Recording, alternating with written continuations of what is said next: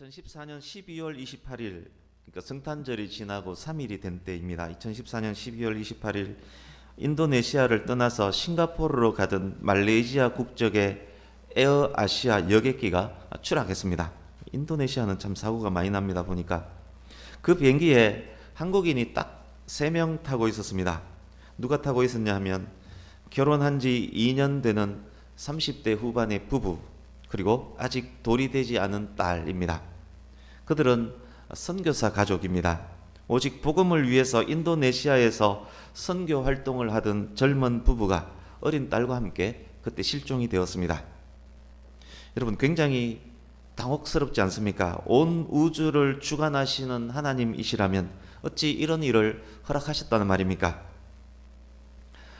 벤자민 슈몰크라는 목사님이 있었습니다. 천주교와 기독교와의 오랜 전쟁이 있었던 독일, 여전히 전쟁의 불씨가 남아있는 어느 곳에서 목회를 하고 있었습니다. 어렵고 힘든 일들이 워낙 많아서 또 몸이 약해서 과로로 자주 쓰러졌습니다. 30대 초반의 목사님에게 중풍과 백내장까지 찾아왔습니다. 그렇지만 다리를 절면서 잘 보이지 않는 눈으로 열심히 복음을 전했습니다. 나이 32살 때인 어느 날, 그날도 열심히 전도하다가 집으로 돌아갔습니다. 그런데 어찌 된 일입니까? 통나무로 지은 목사님의 사택이 완전 불에 타버렸습니다. 그것뿐만이 아닙니다. 안에서 잠자던 두 아들이 서로 부둥켜 안은 채 타 죽고 말았습니다. 하나님이 계시다면, 그 하나님이 온 우주를 주관하시는 하나님이시라면 하나님께서 어찌 이런 일들을 허락하셨다는 말입니까? 아일랜드 태생의 조셉 스크리번이라는 신실한 하나님의 사람이 있었습니다. 그는 선생님이었습니다. 스크리번 선생님이 한 여인을 사랑하게 되었고 드디어 결혼까지 하게 되었습니다. 그런데 사랑하는 여인이 결혼식 전날 자기가 보는 앞에서 다리를 지나가다가 말에서 떨어져서 강에 빠져서 죽고 맙니다. 그는 아일랜드를 떠나 캐나다로 갑니다. 시간이 많이 흘렀습니다. 그곳에서 가정교사로 일하던 중 어떤 여인을 또 사랑합니다. 약혼식을 한 얼마 후 이 여인이 폐렴에 걸려서 죽고 맙니다. 하나님이 계시다면 신실히 하나님을 경외하는 이 스크리번에게 어찌 이런 일이 일어날 수 있다는 말입니까? 엄친하며 금수저 출신인 변호사고 대학 교수고 또 신학교의 운영위원이고 교회에서 재정을 맡아서 하는 신실한 하나님의 사람, 신실한 기독교 가정의 가장인 스패포드라는 사람이 미국에 살고 있었습니다. 1873년 시카고 대화재로 집과 재산이 다 불에 타버렸습니다. 이 일로 아내는 병까지 들었습니다. 병 간호를 위해 아내와 4명의 딸이 유럽으로 여행을 떠났습니다. 스패포드는 급한 일 정리 후에 뒤따르기로 그렇게 예정하고 먼저 가족들이 여행을 출발했습니다. 그런데 아내와 4딸이 탄 배가 영국의 배와 정면 충돌하는 사고 때문에 아내는 겨우 구조되었고 4명의 딸은 모두 익사하고 말았습니다. 그는 아내를 데리러 유럽으로 가던 중 사고 해역에서 아픔과 슬픔으로 밤새도록 하나님께 부르짖었습니다. 하나님이 계시다면 하나님의 영광을 위해 신실히 살아가는 이 가정에 왜 이런 역경이 있다는 말입니까? 2014년 4월, 아직 우리 기억에 생생한 세월호 사건 기억합니다. 그 세월호 사건 이후에 그 영상들, 나중에 나온 것들 보면 배 안에서 구명조끼를 입은 어떤 여학생이 안전을 위해서 기도하는 그런 영상이 있습니다. 안전을 위해 기도하던 그 여고생 음성을 기억하는데, 그러나 그 여고생도 살아나오지 못했습니다. 그 안에는 목사님의 아들, 딸들, 신실히 하나님을 섬기는 많은 사람들이 있었습니다. 하나님이 계시다면, 하나님께서 정의와 공의의 하나님이시라면 어찌 이런 일이 있을 수 있다는 말입니까? 여러분, 매우 당혹스럽지 않습니까? 혹시 여러분 삶에는 이런 일들이 없었습니까? 정말 잘 해보려고 하는데, 정말 하나님 잘 섬기고 온전한 예배 드리고 하나님 자녀답게 살아보려고 하는데, 그래도 나는 TV 뉴스에 나오는 도둑놈, 강도, 살인자처럼 살지 않았는데, 그래도 나는 하나님의 백성으로 부끄럽지 않으려고 나름대로 노력했는데, 그런데 그런 나에게 오히려 더 힘들고 어려운 일들이 생기는 것 경험한 적 있지 않습니까? 이 모든 질문들을 기억하시고 오늘 본문에 들어가려고 합니다. 우리가 23절에서 26절만을 읽었지만 오늘 나눌 본문은 44편 전부입니다. 사실 시편 강해 때 44편은 나눈 적이 있습니다. 그렇지만 그때 오후 예배는 많이 참석하지도 않고, 그리고 이 시편 44편과 겸해서 우리 송구 영신 예배 때는 시편 1편으로 나눌 텐데 연결해서 이 말씀을 이해하셨으면 좋겠습니다. 말씀 듣는 중에 계속 짬을 내서 44편 전체를 읽으면서 묵상하면서 들을 수 있다면 참 좋겠습니다. 44편의 구조는 과거, 현재, 미래의 시간으로 구성되어 있습니다. 또한 44편은 국가적 차원의 어떤 슬픈 현실이 배경으로 있는 그런 시입니다. 본문의 배경을 정확히 알 수 없기 때문에 단정은 할 수 없지만 시의 배경은 전쟁과 관련되어 있습니다. 나라가 전투에 패했습니다. 백성들이 죽고 다치고 망하고 끌려갔습니다. 그 아픔이 노래되고 있는 시입니다. 전투에 패했지만, 그렇지만 전쟁이 끝난 상태도 아닙니다. 패한 전투 후에 여전히 수행되고 있는 전투 중에 있기 때문에 이 슬픔은 얼마나 더 컸겠습니까? 본문을 읽어보시면 나라는 1인칭 단수형과 우리라는 1인칭 복수형이 번갈아서 나옵니다. 여기에 나와 관련되어 노래하는 사람은 아마 전쟁의 총사령관인 왕일 것입니다. 우리와 관련되어 노래하는 사람은 왕과 함께 있는 백성들일 것입니다. 시편 44편은 왕과 백성이 교대로 노래하는 그런 형식을 갖고 있는 시입니다. 제가 서두에 몇 가지 당혹스러운 사례들을 말씀드렸습니다. 우리도 살다 보면 그런 당혹한 일들을 만나곤 합니다. 본문 안에도 그런 당혹함이 있습니다. 그렇게 보면 시편 44편은 저와 여러분 모두의 이야기이기도 합니다. 그렇습니다. 하나님을 사랑하는 성도일지라도 살아가는 동안 이런 당혹한 일들을 수도 없이 겪습니다. 구약의 성도도, 초대교회 성도들도, 신약교회 모든 성도들도 겪었던 내용들입니다. 거의 모든 성도들이 비슷한 문제로 고민을 했을 법한 내용이 오늘 본문 안에 잘 포함되어 있습니다. 여러분, 이런 당혹한 상황들이 또한 우리가 경험했고 또한 앞으로 맞닥뜨릴 수 있는 우리의 상황들이라면, 그렇다면 그때 우리는 어떻게 지혜롭게 행해야 하나요? 이해할 수 없는 아픔이 있을 때 우리는 어찌해야 합니까? 과거와 달리 이젠 더욱 지혜롭고 싶은데 어떤 대처가 지혜로운 대처일까요? 어떤 대처가 성숙한 성도의 대처일까요? 오늘 말씀을 통해서 그 지혜를 함께 찾아볼 수 있기를 바랍니다. 먼저 1절에서 8절을 한번 보십시오. 얼핏 보기에 1절에서 8절 안의 내용은 매우 유쾌합니다. 승리의 노래, 승리의 찬가입니다. 이스라엘 과거 역사 속에 있었던 승리의 날들에 대한 이야기입니다. 적들을 쫓아내고 가나안 땅에 뿌리 박고 살면서 번성했었던 때의 이야기입니다. 또한 뛰어난 신앙의 노래가 들어 있습니다. 조상들이 승리했었지만 그것은 조상들의 승리가 아니었음을 고백하고 있습니다. 하나님께서 하나님의 오른손, 하나님의 팔로 도우셨고 하나님의 얼굴빛을 비추시면서恩寵을 베푸셨음에 대한 결과였음을 고백합니다. 하나님만이 오직 야곱을 구원하시는 이스라엘의 왕이심을 고백합니다. 이스라엘은 자기의 칼이나 활을 의지하지 않고 오직 왕 되신 하나님을 의지했었습니다. 이스라엘이 정복할 때는 주의 이름으로 적들을 누르고 적들을 밟았습니다. 그런 그들을 기뻐하신 하나님께서 그들과 계속 함께 하셨고 이스라엘은 놀라운 승리를 할 수 있었습니다. 8절 보십시오. 하나님의 백성 이스라엘은 종일토록 하나님을 자랑하며 하나님의 이름을 영원토록 자랑하리라. 그렇게 다짐합니다. 승리와 기쁨과 감사의 찬송입니다. 그런데 9절에서 반전이 일어납니다. 그러나 이제는 but now, 그러나 이제는 시편 44편 앞부분 읽을 때 승리의 찬가인 줄 알았는데 아닙니다. 지금까지 이야기들은 과거 화려했었던 때의 이야기입니다. 그러나 이제는 아닙니다. 지금까지 이야기는 어떤 거지가 한가닥 했었던 왕년의 이야기를 했던 것과 비슷합니다. 승리하고 적들을 누르고 적들을 짓밟았던 것은 왕년에 잘 나갈 때의 이야기였습니다. 그러나 지금은 어떻습니까? 지금은 하나님이 이스라엘을 버렸습니다.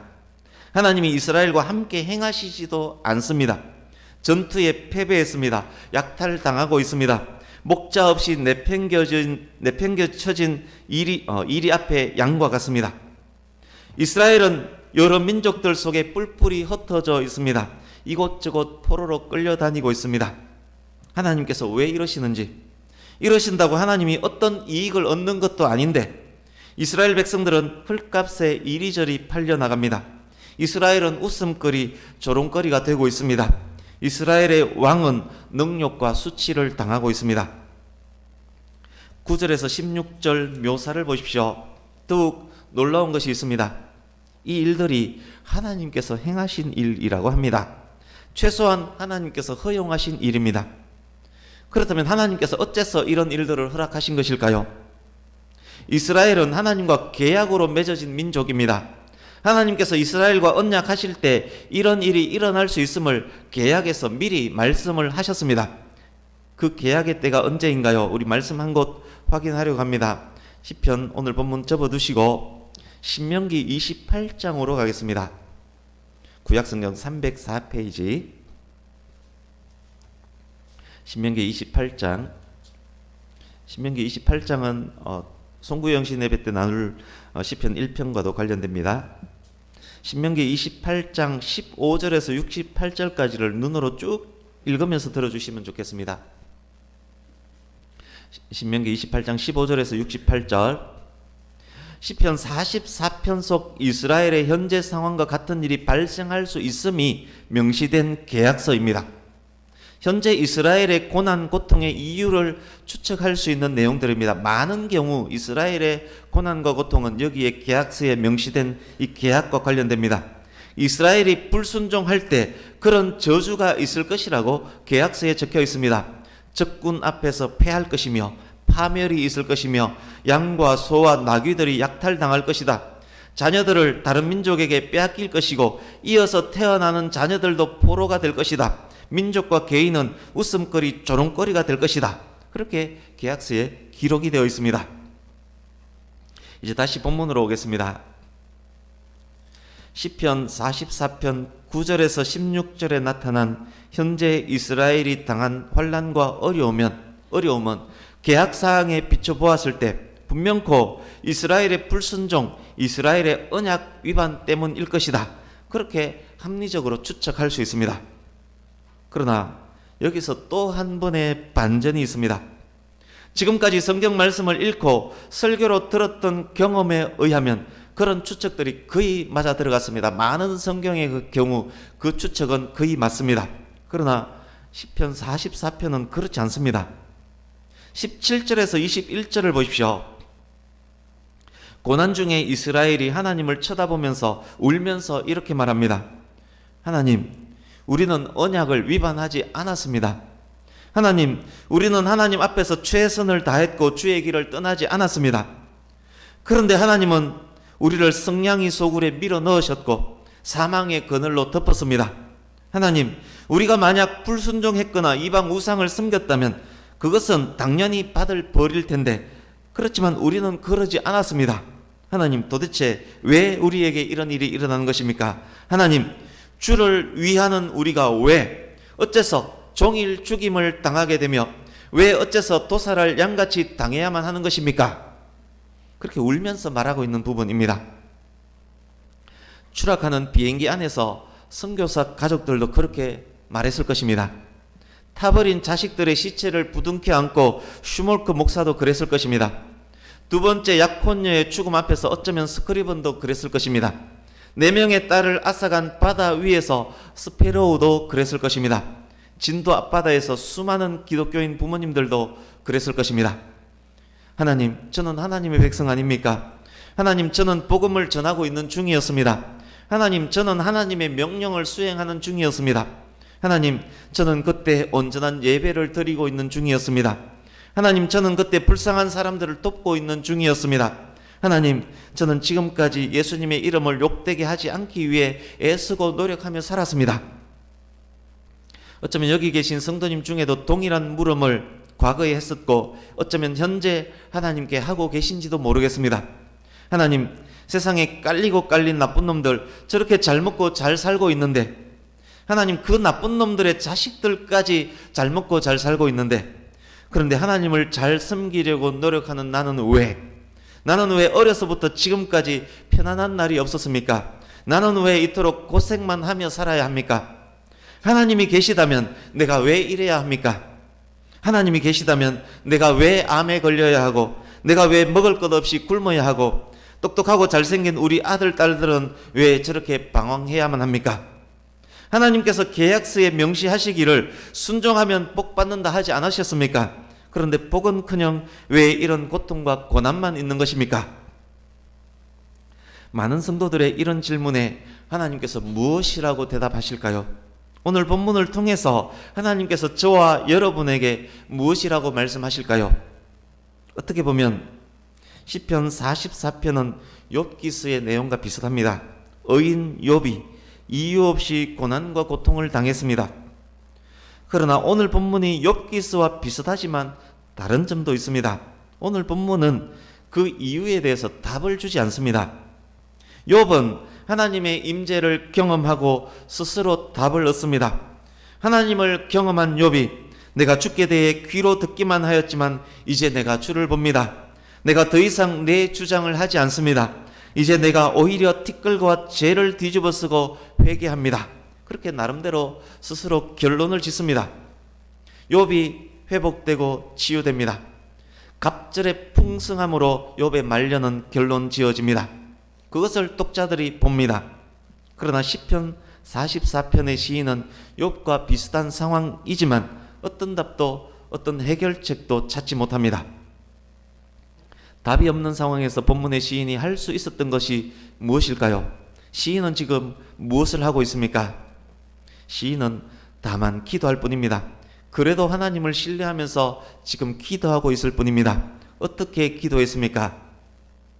23절에서 26절 오늘 본문 우리 한 목소리로 한 번 더 읽어보겠습니다. 시인의 기도입니다. 23절에서 26절 같이 읽습니다. 시작. 주여 깨소서 어찌하여 주무시나이까?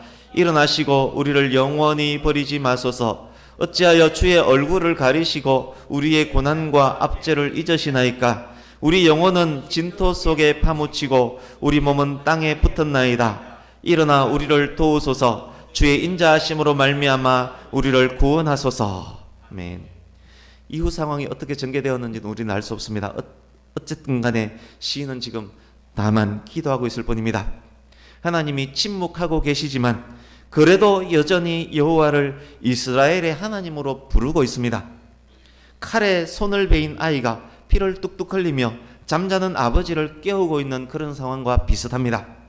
적진 깊숙한 곳에 낙오된 병사가 계속해서 무전을 보내는 것과 비슷합니다. 그러나 이 상황이지만 확실한 것 있습니다. 시인이 지금 확실히 알고 있는 것 있습니다. 아버지가 지금은 자고 있는지 모르지만 아버지가 계시다는 것을 시인이 지금 확신하고 있습니다. 아군의 본부가 내 무전을 들을 수 있건 없건 간에 아군 부대의 본부는 여전히 건재하다는 것입니다. 또 확실한 것 있습니다. 아버지가 일어나시기만 한다면 다친 손에 피를 멈추게 할 것이고 약을 바르고 삼해 줄 것이라는 것입니다. 본부가 무전을 듣는다면 분명 구조대를 파견할 것이라는 것입니다. 이스라엘에게 그리고 본문의 시인에게 그런 믿음이 있었습니다. 비록 영혼이 진토 속에 파묻히고 몸은 땅에 붙어 있을지라도 그 믿음이 현재 시인에게 있는 것입니다. 어째서 그 믿음을 가질 수 있는 것입니까? 하나님은 아버지이시기 때문입니다. 이런 일이 왜 일어났는지 완전히 이해하지는 못하지만 여호와는 이스라엘의 아버지이시고 이스라엘은 하나님이십니다. 여호와는 인자하신 하나님이시고 구원의 하나님이십니다. 우리 26절을 한 번 더 읽어보겠습니다. 시작. 일어나 우리를 도우소서. 주의 인자하심으로 말미암아 우리를 구원하소서. 아멘. 이것이 시편 44편을 통해서 우리에게 말씀하는 것입니다. 이것이 신앙입니다. 이것이 믿음입니다. 어떤 상황, 어떤 여건에 처해 있을지라도, 왜 이런 상황, 이런 여건이 처해졌는지 도저히 알 수 없을지라도 하나님의 신실하심, 하나님의 인자하심, 하나님은 나의 아버지시라는 것을 믿고 의심하지 않는 것, 그것이 그리스도인의 신앙인 것입니다. 성도인 저와 여러분은 그것을 확신할 수 있어야 합니다. 그것을 의심 없이 믿는 사람이 성도인 것입니다. 그리스도의 십자가를 통해서 하나님의 인자하심을 알고 믿고 경험한 사람이 성도이기 때문입니다. 그러기에 성도라면 그런 신앙이 있어야 하는 것입니다. 만약 그런 믿음이 없다면 성도가 맞는지, 지금까지 성도로 살아온 것이 정말 맞는지 의심을 스스로 해보아야 할 필요가 있는 것입니다. 왜입니까? 그리스도의 십자가가 자기의 십자가가 아니라는 의미가 될 수 있기 때문입니다. 그리스도의 십자가가 자기를 구원한 십자가임을 의심한다면 그는 성도가 아니기 때문일 것입니다. 그런 의심이 있다면 이런 신앙이 없기 때문입니다. 또 확실한 것 한 가지 더 있습니다. 우리가 성도가 확실하다면 우리에게 일어난 알 수 없는 일들에 대해서 하나님께 따지고 울며 불며 질문할 수는 있을지라도 결국 하나님 아버지를 신뢰하며 결국은 그 품으로 돌아온다는 것입니다. 성도가 확실하다면 그 환경, 여건, 고난, 고통 문제가 되지 않는다는 것입니다. 성도가 확실하다면 결국 그 환경, 여건, 고난, 고통을 이겨낸다는 것입니다. 비록 죽음이 닥칠지라도 닥친 죽음 앞에서까지도 담대해질 수 있다는 것입니다. 성도는 그런 사람인 것입니다. 지금은 혹시 자신이 없을지라도 성도가 확실하다면 결국 그런 믿음의 사람으로 변화되어 가고 있는 것입니다. 결국 성도가 확실하다면 그런 상황이 닥칠 때 이겨낼 수 있는 것입니다. 이제 말씀을 마무리해 가려고 합니다. 오늘 말씀의 제목이 신학과 신앙입니다. 여러분, 신학과 신앙 중 더 위대한 것이 무엇입니까? 본문 말씀은 신앙은 신학보다 훨씬 더 위대하다, 그 말을 하고 있는 중입니다. 그렇습니다. 성도의 신앙은 신학을 넘는 신앙이어야만 합니다. 예를 들어 설명을 해보겠습니다. 특전사에서 30년 군 생활하신 엄한 아버지가 있었습니다. 엄한 아버지는 확실하지만 한편으로는 가족을 무척 사랑하고 아끼는 아버지입니다. 가족 모두가 그것을 알고 있습니다. 그래서 가족 모두는 아버지를 신뢰하고 존중하고 아버지의 말씀에 자발적으로 순종합니다. 그런 어떤 가정이 있었습니다. 그 아버지가 통금 시간을 정했습니다. 아버지의 말이 법으로 선포가 됩니다. 1분 늦을 때마다 회초리 한 대 맞는 법입니다. 아들, 딸 구분 없습니다.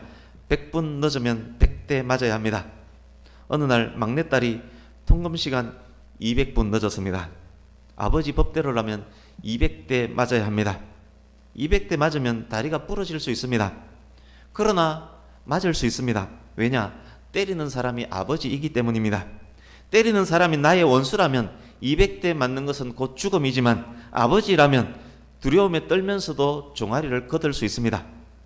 딸을 사랑하는 아버지이기 때문입니다. 아버지가 200대 때릴지라도 자식을 죽게 하지 않을 것임을 알기 때문입니다. 어느 날이었습니다. 큰딸이 통금시간 5분 전에 들어왔습니다. 그런데 아버지가 회초리로 10대를 때립니다. 분명 통금 전에 들어왔는데 때립니다. 아버지 시계가 고장났는지 아버지가 약속을 잊어버렸는지 때립니다. 그러나 그럴지라도 종아리를 걷을 수 있습니다. 설사 아버지가 실수했더라도 아버지이기 때문입니다.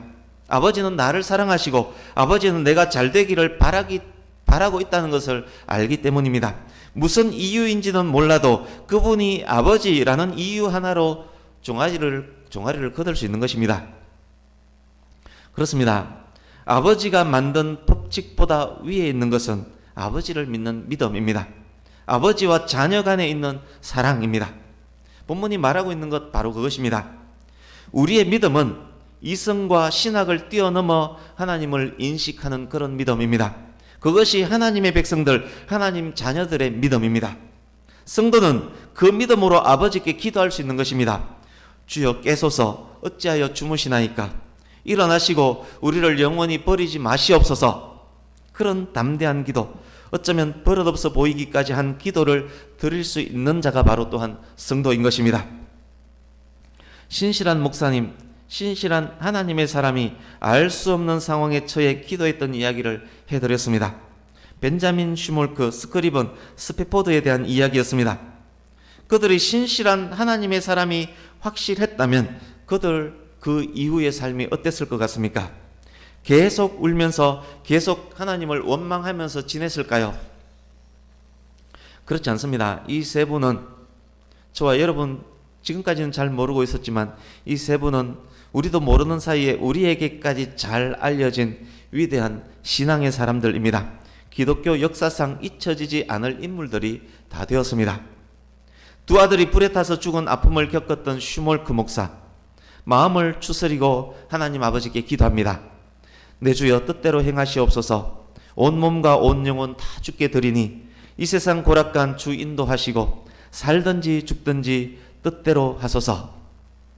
이 찬송시의 작시자가 바로 슈몰크 목사입니다. 사나 죽으나 나는 주의 것이라고 그렇게 고백합니다. 하나님이 나를 사랑하시어 독생자까지 주신 사랑의 아버지이심을 알기에 믿기에 가능한 고백입니다.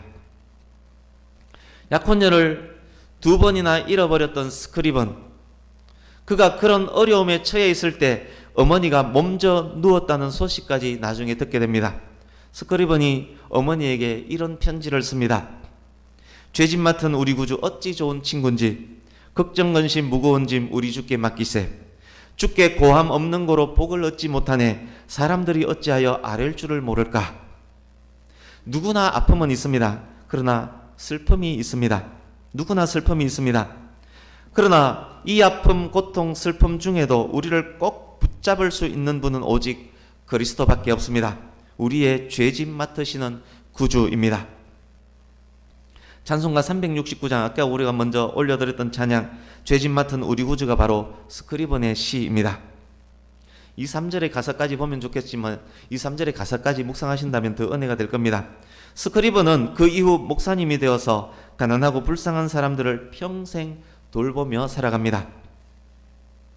재산을 잃어버리고 차가운 바다에 4명의 딸까지 잃어버린 스페포드, 얼마나 울었겠습니까? 그러나 바다에서 그렇게 기도하는 중 그가 하나님 아버지를 경험합니다. 새벽 3시경 세상에서 경험하지 못했던 마음의 평안을 느낍니다.